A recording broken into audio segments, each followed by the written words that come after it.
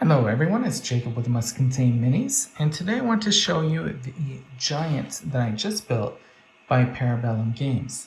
The model that we're looking at today is the Promethean for the City States faction for the game Conquest. He is huge. Here he is compared to a Dreadnought. Here he is compared to the size of a Hill Giant and the Cyclops Storm Caller that I recently reviewed as well. This one is a giant, and this guy's way bigger. Here he is compared to a 28mm frost grade miniature. He barely comes up to the guy's shoe on that stone.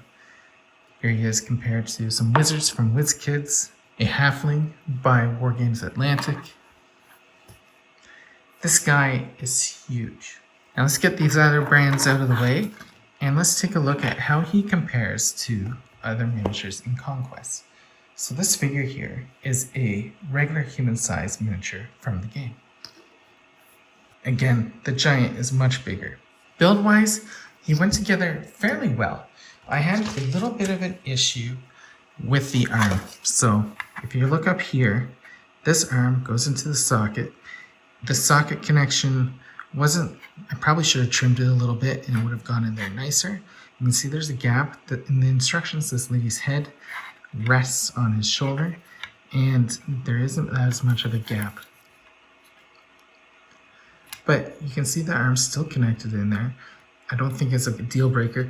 When you build it, maybe just trim off the little edge that goes into the hole there, and you won't have the same issue. But overall, very nice looking model. Personally, I find this eye on the forehead a little creepy, especially the way that they painted it on the box.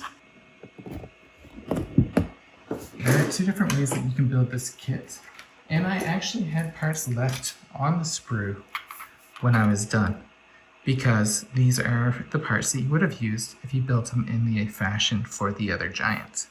So what is that other build? Well, the other build incorporates a trident, and he's got a different head, and his arm's more magna-like rather than stone statue-like.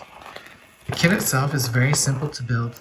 With these legs and some pieces, I thought, is it going together right? Because you'll see little lines and openings on some of the parts, but when you add in these tunic parts onto there, those holes disappear and it looks good. There are 3 shoulder straps in this kit.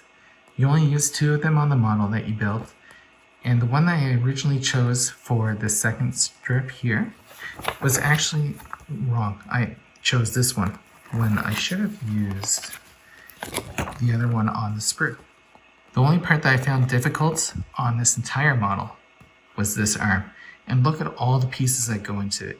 You got 5 pieces, 1, 2, 3, 4, 5. And there's that little joint I talked about before. Pasting that in there, easy enough, but that I should have trimmed down so it would fit into the hole better. That way it would be properly right up against the shoulder. You can see this head has no space, whereas mine does. The rest of it went together with no issues at all. It was actually a fairly easy and quick build. Again, if you prefer, you could also build the giant like this, but aesthetically, I want to build this one.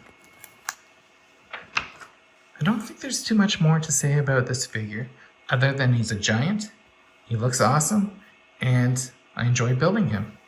Until next time, happy gaming everyone.